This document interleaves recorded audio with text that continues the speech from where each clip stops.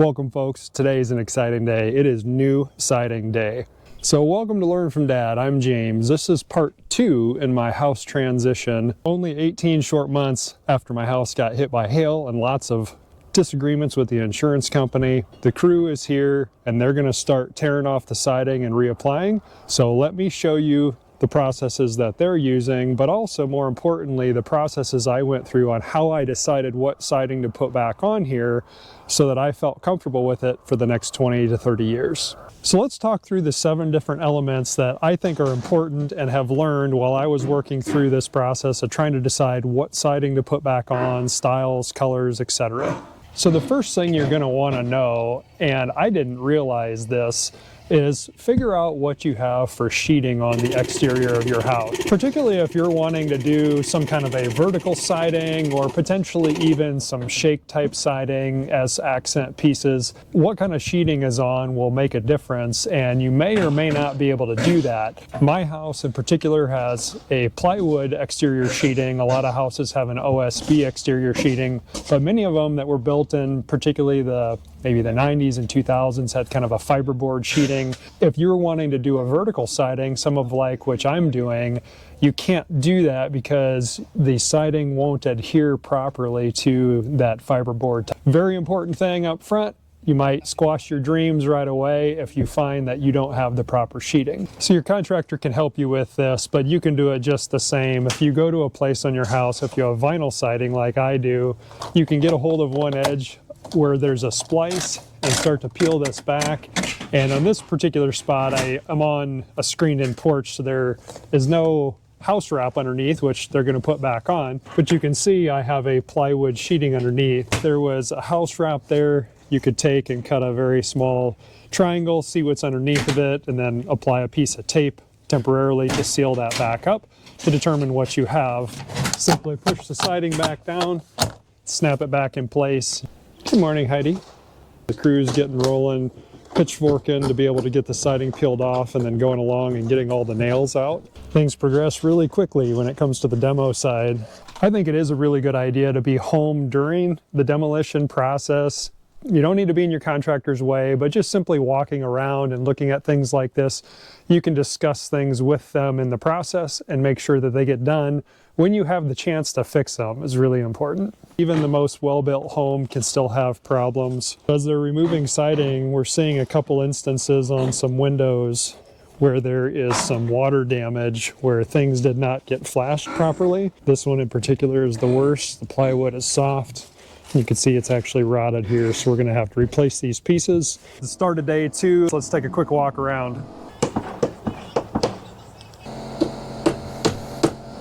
So as you're getting started with trying to determine what colors and styles, etc., to put back on your house, ask your contractor for some samples. They will work with 1 or 2 manufacturers and wholesalers typically, and those wholesalers are going to have these boards that are meant to be given to customers that have all different kinds of colors. They have different styles of siding on it. These boards will give you some really good ideas about what's available. Also, not just styles, but also colors too, which is one of the hardest things to choose and decide. Now with these sidings as well, also understand that not all siding is the same thickness.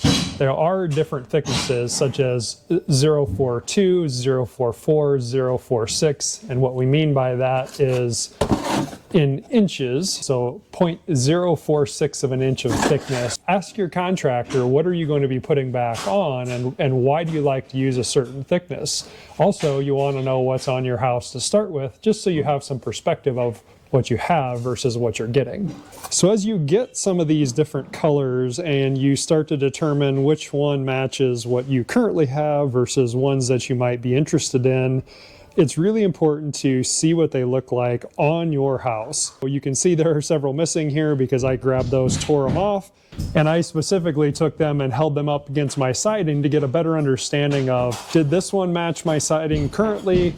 Did this one look a little bit lighter? Did this one look a little bit more orange? And once I knew with a general perspective which of these small samples that I liked, then I went down to the wholesaler. Which brings me to my next point, and that is go visit the wholesaler. So ask your contractor, which wholesalers do you use? Now, they might be using a big box store like Menards or Lowe's or one of the other ones. And yes, those people can be kind of helpful, but hopefully they're using a wholesaler that strictly deals in siding and exterior finishes. So for example, my contractor works with 2 wholesalers locally that work with Certainteed products as well as Provia products. So I went down and visited them, got a chance to look at the physical products, got a chance to talk to them about some of the design ideas I had, and let them start to describe things that were in trend and out of trend. So I showed them pictures of my house, which is important to take with you, so that they can see and visualize and get some ideas and start setting some things out so you can look at them. While you're at the wholesaler, since you'd use the small color samples to get a better understanding of what you might like, you can show them those small color samples and they will give you larger color samples like these cut pieces that you can take home with you for comparison. This is really, really important because those little small color swatches just aren't going to do justice to what it's going to look like on your house. You can also get whole pieces from the wholesaler or through your siding installer to be able to put up against your house or even put on your house to be able to see how it compares and how it looks against other things. Start of day 3, let's take a look at the progress.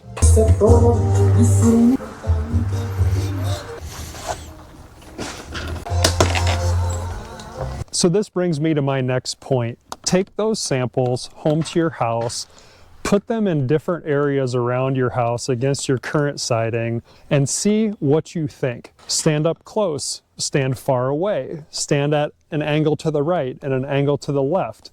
Look at them in a shadow, look at them in bright sunlight. Look at them in the evening when the sun is going down versus when the sun is coming up.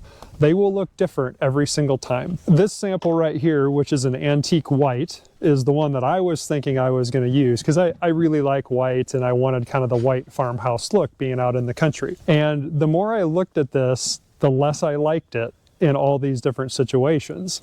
So with small samples like this, what I've done is I've gone to where there's a corner trim and I've just pulled the corner trim out a little bit and slid that in to give me some good perspective. So you can see up close what this looks like, but it's more important that you step away and really get a better understanding of, does the color match if you're trying to match, or does it give the perspective that you're looking for? So it's morning right now, we've got a pretty bright light, and you can see that it really doesn't look a huge amount different based on the way the light is shining, but let's take it back into a shadowed area and see what it looks like.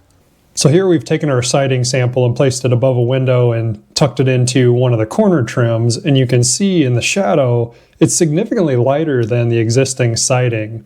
So that white or antique white really does pop out here in the shadow compared to when we were in that direct sunlight. Start of day 4, let's check out the progress.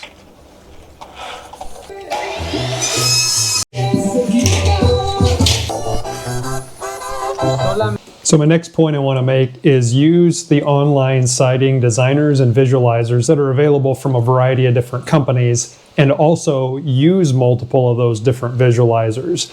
As I was working through this, I would Google, for example, siding visualizer and siding designer, and you can see there's a variety of different options that come up and are available. Now, I specifically trended to use a couple from Menards and from Provia. I can't remember the third one I was using, but what I found was they all have different uniquenesses to them based on the products that are available and the styles. And at the end of the day, what I think you're trying to really do is make sure you find what it is you're trying to go for as far as the look. So worry less about, well, Provia, for example, doesn't have this particular product to give me this particular look. Rather focus on the look you're trying to achieve and then have your contractor work to get that look. So you can see here I have 2 tabs that are open. One is the Menards visualizer and the other one is the Provia visualizer. And I have my house uploaded, a photo of my house. And I did this from multiple angles. This is just one example. But it's important to use your house to determine what exactly it will look like.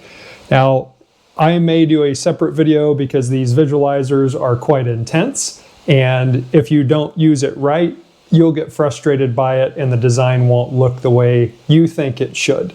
So for example, though, you can see while I'm in the Menards one, it has already kind of done an AI interpretation of different sections of my house. So if I click on that given section and I just click on a given product like this Pro Rib siding. Now this is a metal siding, but again, I'm going to try to find the exact look, not necessarily the exact material.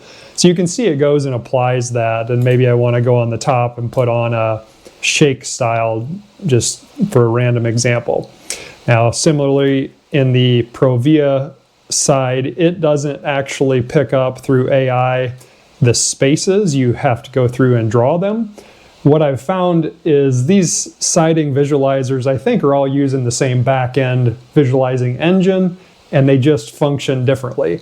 I actually found the Provia one to be the best because although I had to actually go and set the project scale and set the project spaces, I could set the spaces exactly how I wanted them to give me the look that I was actually going for.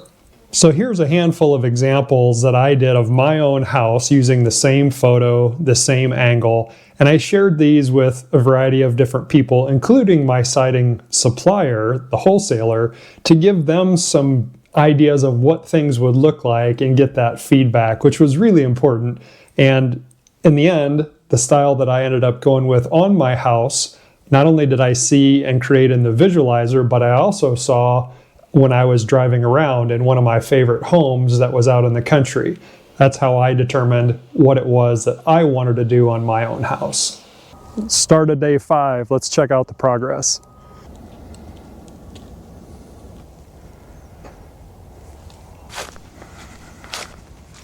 So the next point I want to make is not only use the internet to look at siding styles, but get in the car and go drive around. Make sure you're paying attention to different textures such as window trim colors or window frame colors, brick colors, mailbox colors, post colors. There's all kinds of different elements that if you go drive around, you'll find houses that will match yours close or maybe not match yours and give you some really neat ideas. So I'd also encourage you while you're driving around to take photos of those other houses. It may feel kind of weird when you're out taking pictures of other people's houses, but you can come back and reference those later and not only reference them yourself, but show them to other people. Get opinions of other people. Other people look at things differently. I am not a very artistic guy. I do not understand colors very well, so it's really important for me to get opinions of others who have that skill set and can say this might look good with that red brick, or this might not look good with this red brick because it's going to clash. As well as when you work through some of the online visualizers, make sure you're showing them your ideas so that you can garner that feedback.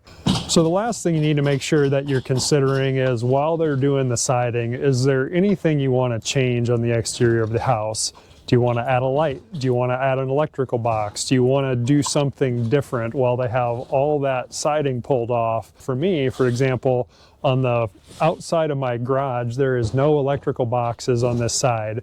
And I often park my camper along the garage on my driveway up here, or I'll have my diesel truck parked there that I want to plug in. So we're going to take one electrical box and put it here where I can then plug stuff in. Now to make this electrical box installation easy, and where we want to put it on the outside of the house is there's a box on the inside that I'll be able to connect and parallel the electrical cable to. We're going to make sure that it's mounted not directly opposing but in the same stud cavity, and that way we can power the exterior box that's new and use out on the driveway. Siding is finished. Let's take a look at the before and after.